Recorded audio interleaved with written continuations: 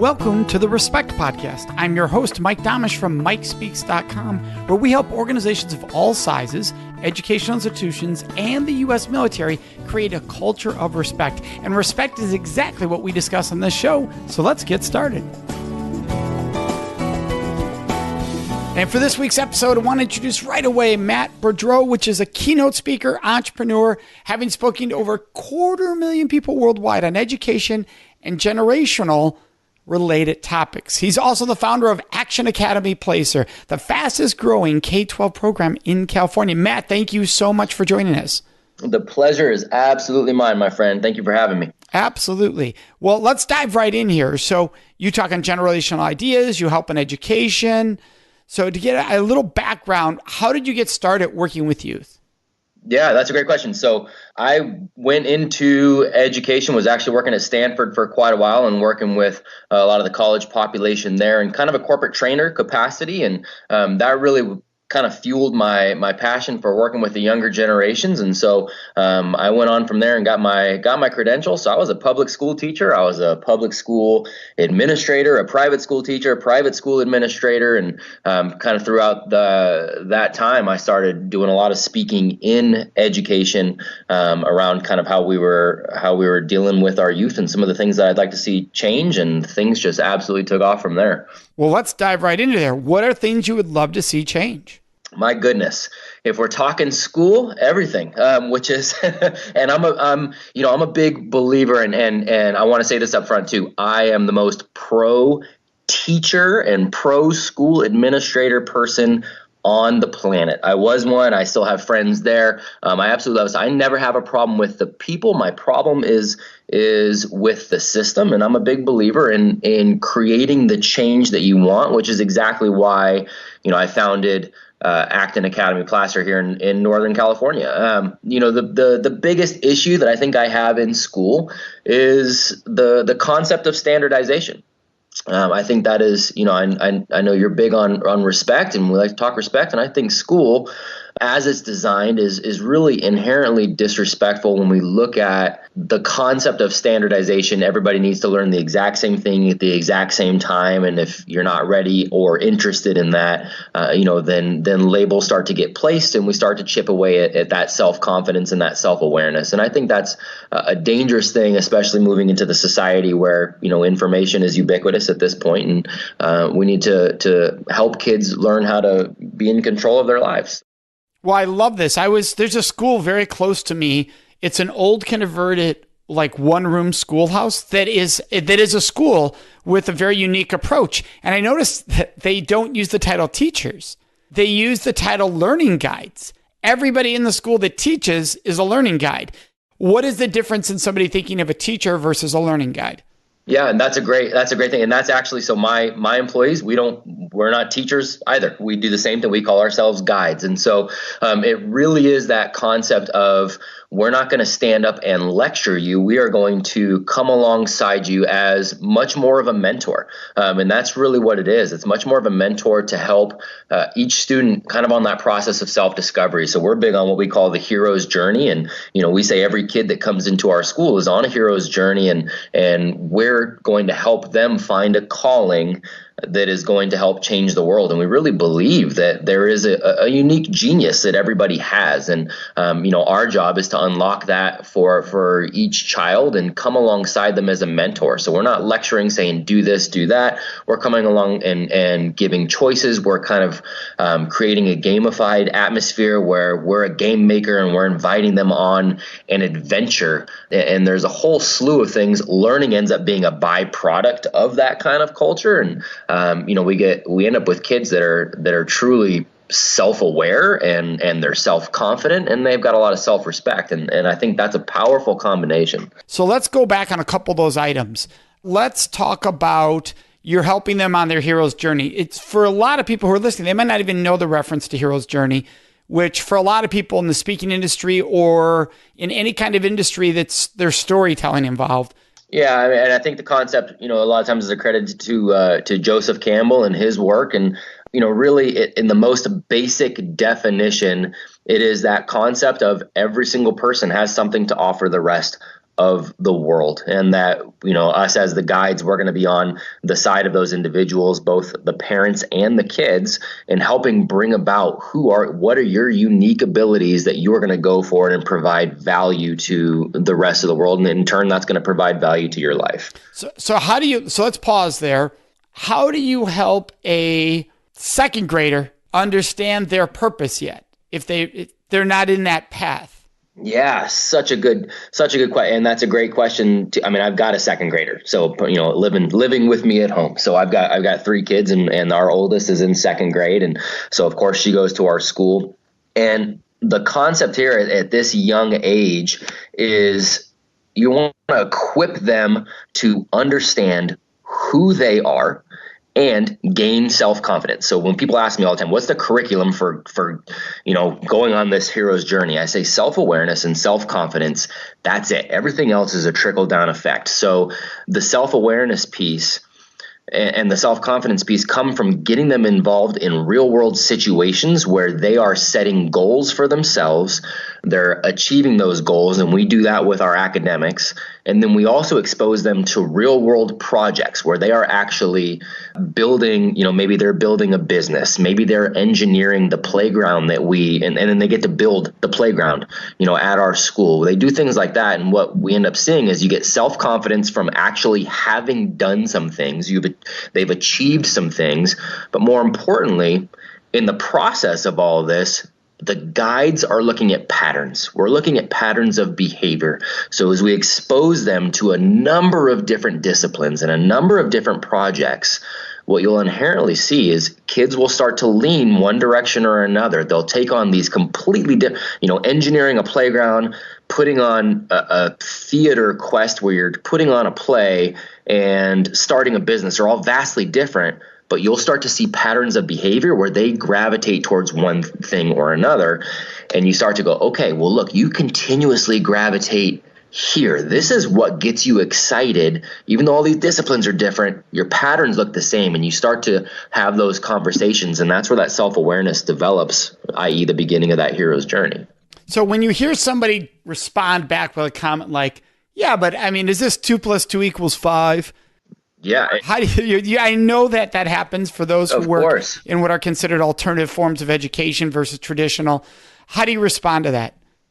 Yeah, I think we're actually going back to the most simplistic form. I think your 2 + 2 = 5 is really kind of more what that standardization has really sort of kind of started to lean towards. The Common Core standards and things like that, I think, have lent themselves more to that. We're really getting back to the very basic nature of who are you as an individual. The academics are academics. We're setting goals. We're teaching them to set goals, and we're telling them that, hey, here's the right answer, and the right answer is the right answer. How you get there is up to you. We don't need the full-on explanation. So no, we're very big into their personal responsibility and simplifying things as much as possible. There's no 2 + 2 = 5. We're really looking for who are you as an individual and what's gonna create a happy life for you.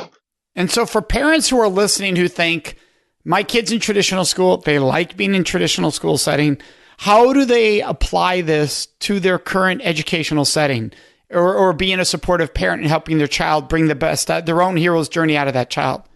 Yeah, and traditional schooling, there's a lot of kids that do like it, and I'm a firm believer. And there's about a third of kids that will play that game of traditional school, and they'll like it and they'll do very well. You'll have about a third that'll play the game and just kind of say, whatever, I'm figuring it out, and about a third that really struggle. For the kids that learn how to play that, maybe they like it.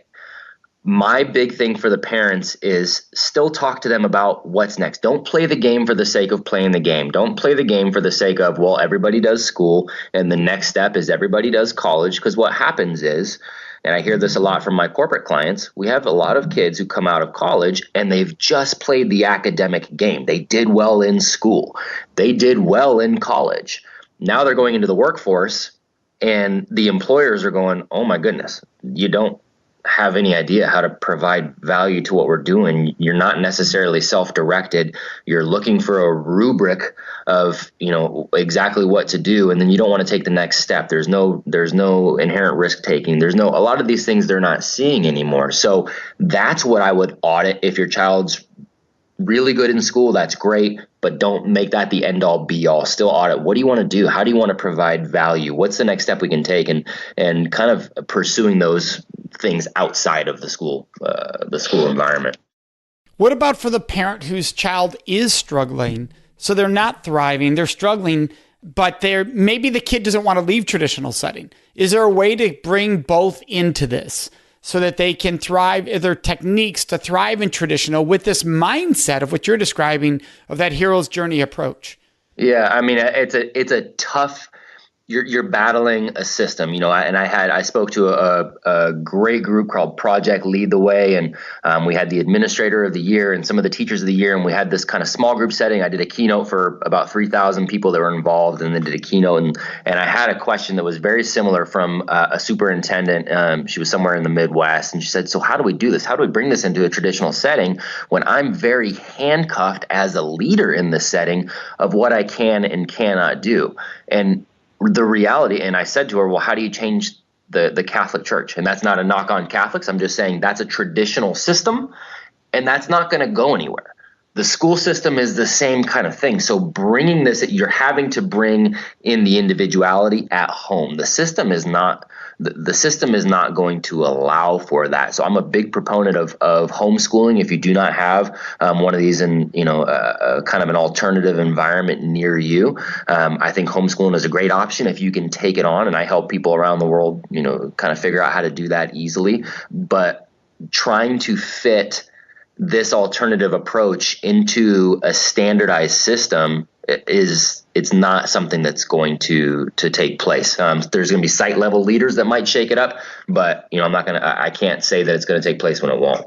What are signs that a student would thrive better in a non-traditional setting? Like I can think, if you have enough kids, if you're a parent who has more than one child, and some that have one child learn this right away with that single child. But a lot of times when you have more than one child, you see one that thrives in traditional and you see one that struggles. And the struggling can really demolish the self-confidence of the one who's struggling. And it's not that child isn't brilliant. It's that they're brilliant in a different way than the system is showing. And I remember a principal in the traditional system who said, don't worry, this, talking to me or me and my partner, my spouse, about don't worry, this student's going to be great when he gets out there. Because he's such a hands-on learner and he has very great street smarts. And so don't worry about it. But that was such a thing you didn't hear in traditional education. It threw you off. You're like, don't worry about whether they're, at this point in their education, they're getting their grades there or there. We weren't used to that. And it throws you off. But it was wonderful to see somebody in traditional education go, hey, this is going to work out great. And then to watch that student in that case thrive exactly in that case when they got into what they loved and what they really do well and where they're meant to be. So what are things parents can look for to help them recognize, hey, my child might be the one in traditional system and they're trying to teach them all how to learn like a fish does, and this one is an amphibian. You know what I mean? Like they breathe a different way. Yeah. And that's a great question. There's a lot to unpack there too. And that, good for that administrator he'll be great when he gets out there. I know many administrators feel the same way. They really do. I know many of them, and I did as an administrator too. The problem is within that system and the way that, your funding works and the way that, everything has got to be geared towards taking these tests and getting butts in seats and having really just kind of the mass management of human behavior and the kids staying within, these age ranges. So what Ken Robinson calls their date of manufacture, all those things are set up in a way that you're hoping the kid is not damaged when he gets out there. Right. And I'm look, I played the game perfectly. I mean, I had the straight A's. I had straight A's all through college, and I came out going, I have no idea who I am or what I'm good at. What do I want to do? I had to overcome and figure out at that point. So we hope they're going to be great when they get out there, as long as their self-confidence hasn't been damaged to the point that they feel like they've got nothing to offer, right? Like that, I think that's the caveat. And so you're asking, so how do you how do you know if your child's going to be good in this environment? I would argue that every child is going to be thriving in an environment that focuses on his or her passions, that sets him or her up with the ability to set goals, allows him or her to go at their own pace on from an academic standpoint, not competing with somebody else. I would argue that anybody is going, because I think that's how humans are designed. That's what we do as adults. I'm 39. I don't have a set of standards and academic standards that I've got to do at the age of 39. I don't have the ability to only speak to other 39-year-olds, right? Like, it doesn't play out like that in real life. The schooling system is, so I would say everybody would benefit from that. The real question is who's benefiting in that traditional program, and I think it's less than we realize. You've designed this system now. The Action Academy Placer. What is that? Yeah, great question. So we are part of actually a network of entrepreneurs. So there are, I think about 120 of us worldwide. We're in 20 some odd different countries. And we truly are a network of entrepreneurs that are building what we think is a much better model. And so when I say network, it truly is a network where we're speaking to each other virtually on a daily basis. We get together physically in Texas once a year to talk about how we're running our schools and what kind of, anything that we design, any project we design, we throw it out to the network and vice versa. And it's just this continuous feedback loop of how do we get better for these kids. And so the one basic tenet, that we all agree on is that there's kind of three strong pillars we'll operate within. And that's getting back to Socratic thinking and having Socratic discussions with our kids so they learn how to think. So let's pause there. When you refer to Socratic thinking, if you want to explain, and I'm a big believer in it, but I'd love to have you explain that for our listeners. Referring back to Socrates, right? So the Socratic method is essentially a form of questioning that's used to pursue thought in a lot of directions for a lot of purposes, used to explore complex ideas, to get to the truth of things, to open up issues, open up problems, uncover assumptions, analyze concepts. At the most basic form, it is your 3-year-old that goes, why? And you give an answer, but why? And you have to give another answer that's a little more simplified, but why? And they continue to dive deep in there. That's essentially what we are doing there. We hold Socratic discussions every day with all of our kids, and our job as the guides is never to take a stand on any side. It's always to push back on why they believe what they believe. And it's to facilitate discussion, and it's to raise the stakes and get them to really think through why it is that they believe what they believe and how they would make specific decisions. It's putting them in that scenario. So we actually don't even answer questions on our campus. We will answer questions with other questions. So we are very deep into the Socratic method. So that's one of the big pillars for us. All right, awesome. And so let's say a parent is hearing this and thinking, wow, where could I find an educational location like this?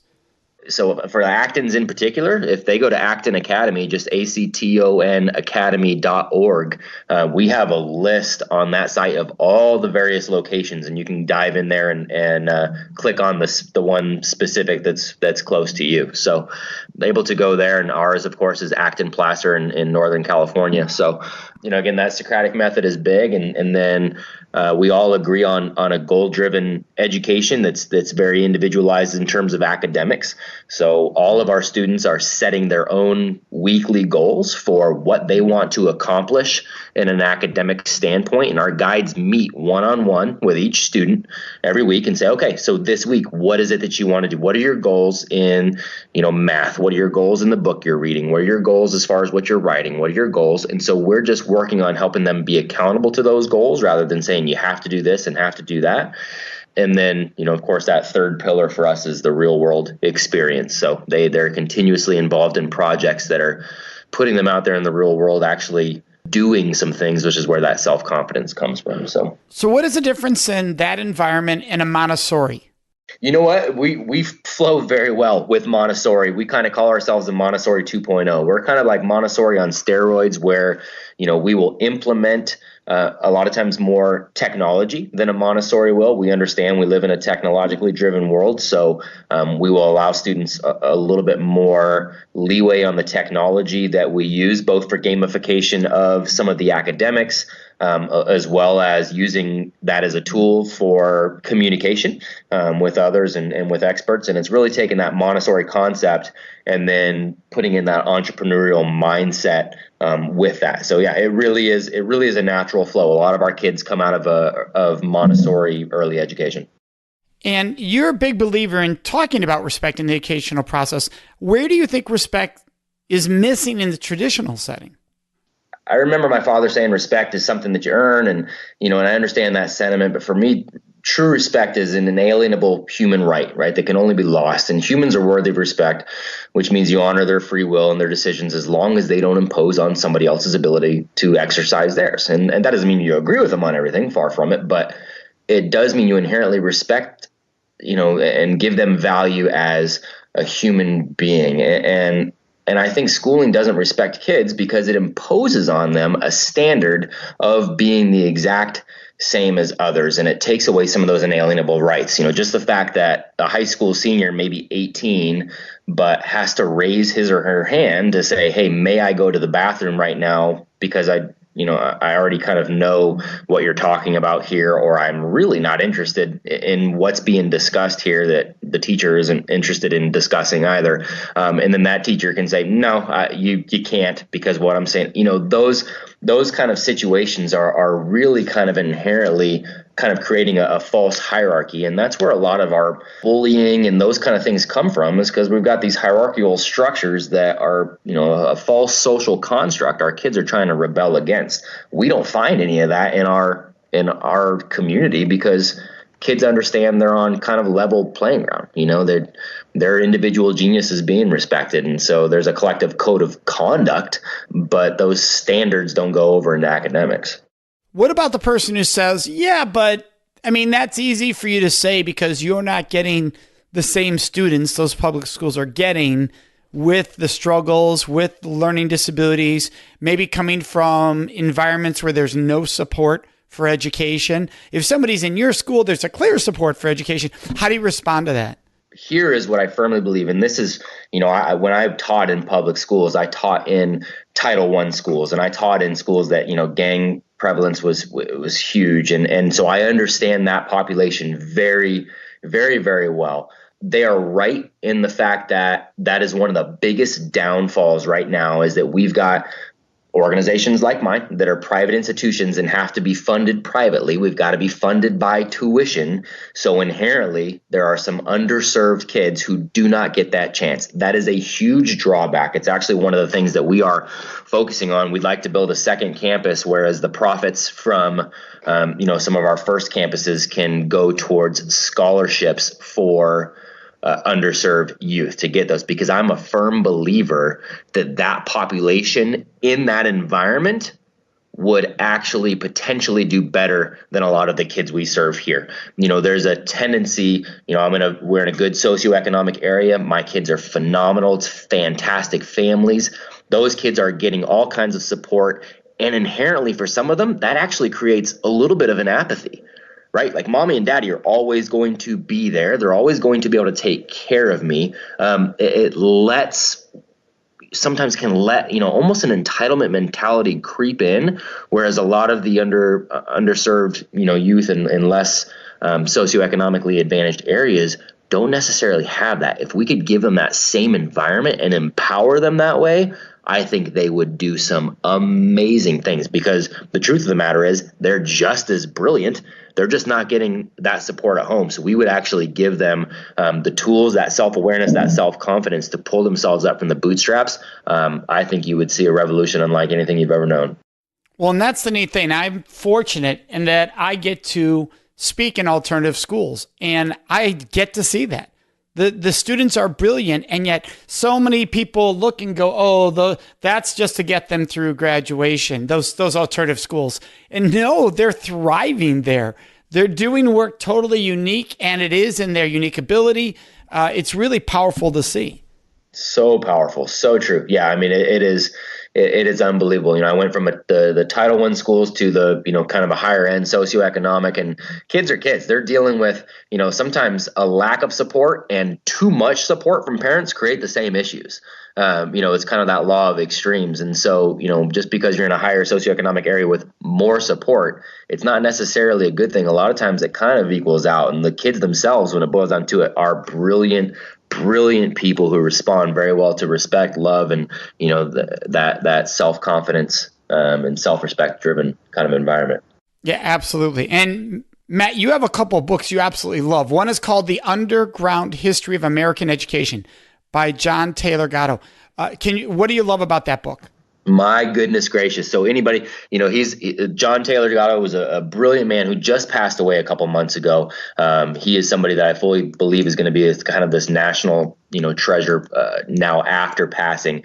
And John was a public school teacher, was the New York State Teacher of the Year many years, was a phenomenal educator, but he first kind of got notoriety when he resigned and he had started diving into why school is the way it is. So what was the purpose of the system that we've designed that we continue to use? And that's what that book really is a historical deep dive into how we created this environment. And it was, it's one of the most eye-opening books I've ever read. And for any educator, it's an absolute must read, because it really dives into the system that we've created and why.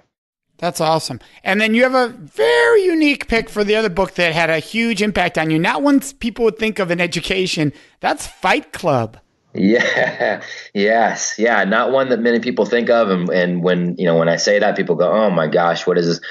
That book, if you've had a chance to read it, it uses violence. It uses that. For me, it has nothing to do with that. What it has to do is everything about self-discovery. There's a line in there where the main character is talking about letting everything that does not matter truly slide. And I have absolutely taken that to heart. And it's kind of cutting away the fat to get to the root of back to that hero's journey. Why am I here? Who am I? What are my, deepest desires? How can I go back and be that person on a daily basis? And I think in education, that's at the root of what we're really trying to do. Is I wake up at night and I find myself deconstructing the mindset of some of the kids that I'm working with, saying, I wonder why he made that decision. I wonder why. And I really want to get down to that root of who they are and help them just be their truest self. And I think that's what that book represents for me. And that's what I want to do for each one of my kids. Well, I want to thank you, Matt. This has been an awesome conversation. For anyone listening, you can find Matt at mattbeaudreau.com. Now, like me, you have a nightmarish name to spell. And so we're going to provide that link to everybody in the show notes. So if you're listening on a podcast, just look at the show notes. All the links to Matt are there. The Acton Academy is there. Everything is there. All the social media, the book recommendations. Matt's working on a book. So all that information is going to be there for our listeners to be able to find. Matt, thank you so much. Pleasure is mine. Thank you, Mike. Thank you for all the work you're doing, my friend. You do great stuff. Well, I appreciate it. Thank you. And for our listeners, you know what's next. It is Question of the Week. Before I answer this week's Question of the Week, I'd love to ask you a question. Would you please subscribe to this podcast, the Respect Podcast with Mike Domitrz? By subscribing, you can make a huge impact. Now, you might be wondering, Mike, how does my subscribing to your podcast make a huge impact? Well, here's how. For every person that subscribes, it raises the rankings of the show in the search engines. So for people who care about respect like yourself, when they're doing a search for podcast, they're more likely to find the show, thus providing an awesome opportunity for us to spread more respect around this world. And all you do is hit subscribe under your podcast. Plus, the second benefit is by subscribing, you automatically get every episode right into your phone or whatever device you are listening to the podcast on. It happens automatically. So subscribing also makes your life easier. Now let's get into this week's Question of the Week. Oh, and by the way, you can always ask your questions of the week by joining us on Facebook in our discussion group. It's called the Respect Podcast Discussion Group. Go there on Facebook and ask whatever questions you would like me to answer and or address in this segment of the show. And then listen to each episode to find out when your question is included. This week's Question of the Week is, Mike, how do I protect my kids when it comes to their own personal sexual decision making when they get to that age and or those situations? And the answer is you don't. You don't protect your kids because you're not going to be there with them in those moments. You're not able to protect them. And by understanding that helps you to pause, step back and go, okay, I can't protect them. What can I do? What you can do is empower them, educate them, give them so much knowledge and content that they're going to be able to make great choices for themselves and help their friends make better choices. Now, that doesn't mean fear, right? That's not scaring them. That's educating them, giving them the A to Z of the discussions. So you're going to talk about sex. You talk about all the wonderful gifts and positives can be and everything it takes to get to that place for that to happen. And when those things don't happen, how it can be uncomfortable, awkward, painful, and honestly, even criminal or horrendous or traumatic. But you give the A to the Z. You don't lead with fear only. You don't lead with the positive only. You educate them fully on the topic so they can make the best choices possible. People love learning what to do. They hate being told what not to do. Focus on the what to do so they have enough knowledge to make those right choices. Do you know what I would love? I would love to hear your answer to this week's question of the week. So would you please answer what your answer would have been if you were asked that question today on the show? All you do is go to our Facebook page. We have a special group where we have these discussions called the Respect Podcast Discussion Group. So the Respect Podcast Discussion Group, and share with us what would your answer have been to this week's question of the week. And if take a moment, post us a new question for future episodes. What question would you like to hear me answer on an upcoming episode? That's all done on Facebook in our special group, which is the Respect Podcast Discussion Group. Can't wait to see you there. Thank you for joining us for this episode of the Respect Podcast, which was sponsored by the Date Safe Project at datesafeproject.org. And remember, you can always find me at mikespeaks.com.